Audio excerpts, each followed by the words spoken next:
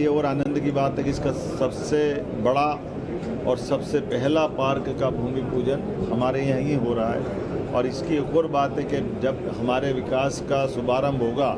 मैं समान रूप से 11 तारीख तक पूरे पार्क की सभी लैंड का अलाटमेंट, देश के बड़े बड़े स्वनाम धन्य सारे कॉटन और कॉटन से जुड़े हुए इंडस्ट्री वाले, सभी प्रकार के कपड़ा बनाने वाले हमारे उद्यमियों ने हमारे इस पूरे प्रोजेक्ट के लिए अपनी बढ़ चढ़ कर के भूमि अलाटमेंट में हमारी आज की स्थिति में सारी ज़मीनों के प्रोजेक्ट के प्रस्ताव को सभी उद्योगपतियों ने न केवल लिया है बल्कि उसकी राशि जमा कराने की दिशा में भी ठोस कदम बढ़ा करके वो आगे बढ़े। तो ये एकमात्र ऐसा पार्क बनेगा, इस इंडस्ट्रियल पार्क, जिसमें एक तरफ इंफ्रास्ट्रक्चर के काम भी होंगे, दूसरी तरफ समान रूप से इंडस्ट्रियों के अपने अपने निर्माण भी चालू हो जाएंगे। अर्थात ये ऐसा नहीं कि खाली हम अपने निर्माण पार्क के अंदर की सड़क और अधोसंरचना के करेंगे, कारखाने बाद में आएंगे, ये दोनों एक साथ होंगे।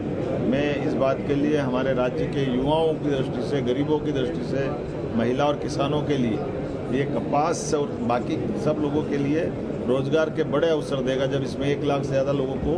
रोजगार मिलेगा और 6 लाख से ज़्यादा किसान परिवारों को इसको लाभ मिलने वाला है। यहीं पर हमारा 20 MLD का कॉमन ट्रीटमेंट प्लांट, 10 MVA का ऊर्जा संयंत्र, पानी बिजली की सुरक्षा की, आधुनिक सड़कें बनाने की, 81 प्लग एंड प्ले यूनिट्स इत्यादि कई प्रकार के काम हम यहाँ करने वाले हैं।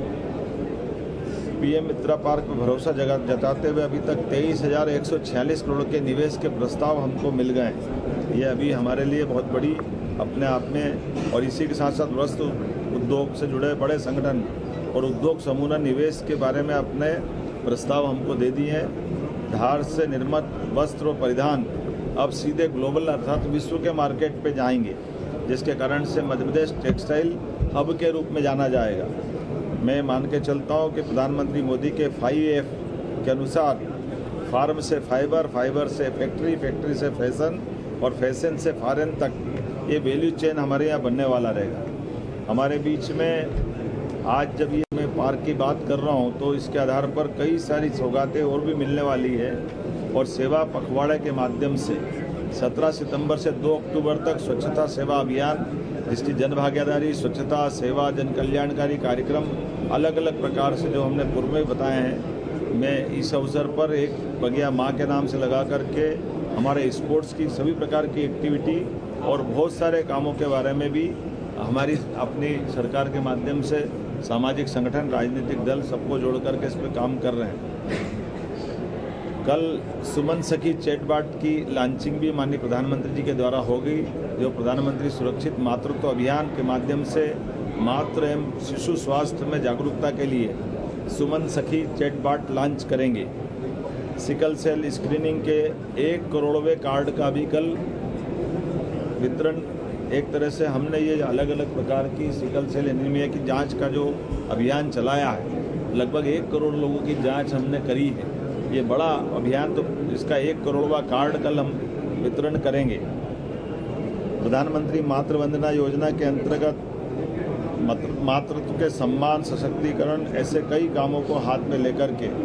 देश भर की पात्र महिलाओं के खाते में भी